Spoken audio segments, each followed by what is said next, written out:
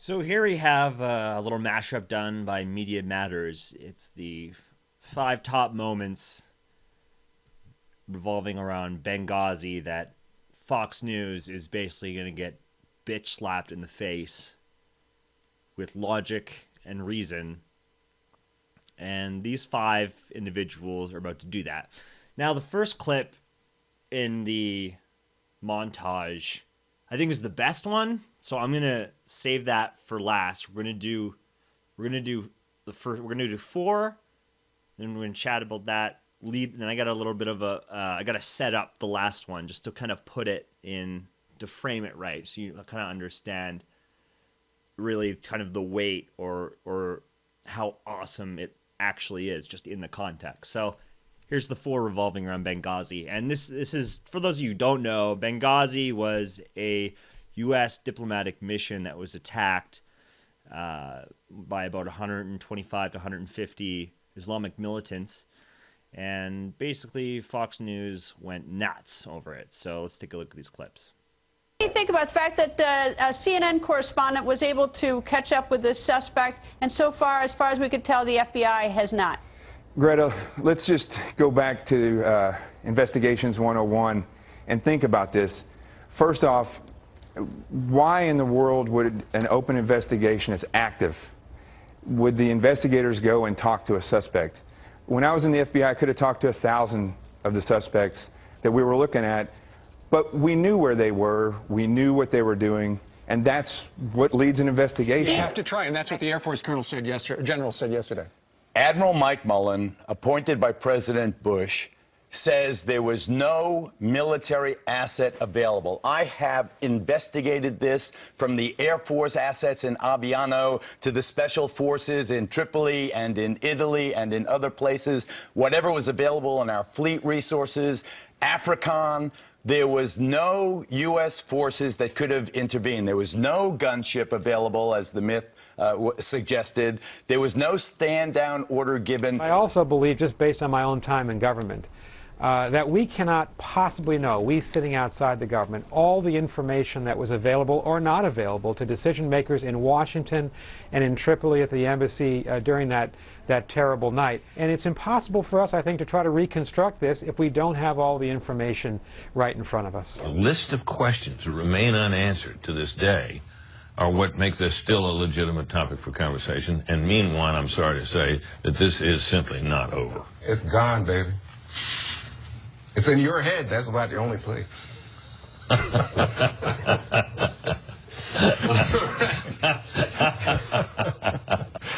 Thank you, panel. See you next week. I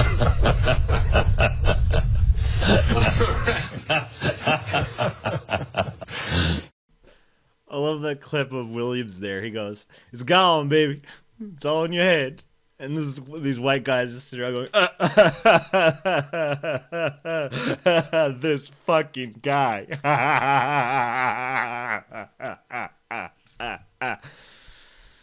Jesus, these guys are ridiculous. Okay, so this next clip is going to be, this is, I believe, Tom Ricks. Yes, this is Tom Ricks. And he's going to get interviewed by the host here on Fox News. And usually when there's an interview, usually lasts a couple minutes, like 3 or 4, maybe 5 minutes. But this interview is going to last about 42 seconds before the guy who's conducting the interview realizes, oh shit, I got to fucking pull out like I'm not wearing a condom. And he shuts this interview down because he gets fucking embarrassed. Here we go. Check this out. This is why Benghazi is a hoax and doesn't fucking matter. Let's roll it. When you have 4 people dead, including the first U.S. ambassador in more than 30 years, how do you call that hype? How many security contractors died in Iraq, do you know? I don't. No, nobody does, because nobody cared. We know that several hundred died, but there was never an official count done of security contractors dead in Iraq. So when I see this focus on what was essentially a small firefight, I think, number one, I've covered a lot of firefights. It's impossible to figure out what happens in them sometimes. And second, I think that the emphasis on Benghazi has been extremely political, partly because Fox was operating as a wing of the Republican Party. All right. Tom Ricks, thanks very much for joining us today.